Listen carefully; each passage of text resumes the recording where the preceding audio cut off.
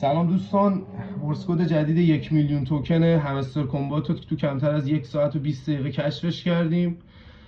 اومدم با شما هم شیر کنم این ویدیو رو تا شما هم بتونید از این جایزه ها لذت ببرید. پیج ما رو حتما سابسکرایب کنید.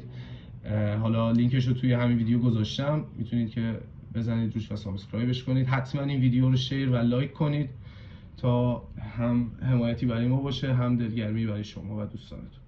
خب بریم برای اجرای مورس کد. اولش از همه اینترپرت تب رو میزنیم تا اون حالت قرمزش فعال بشه که بتونیم مورس کد رو بزنیم. خیلی خوب، حالا یک نقطه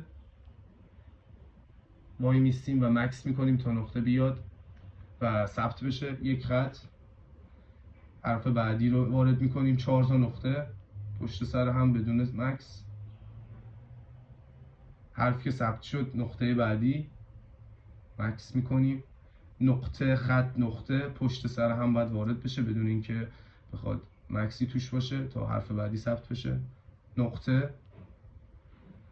نقطه نقطه خط حرف بعدیه. حالا میرسیم به حرف آخر و خط خط.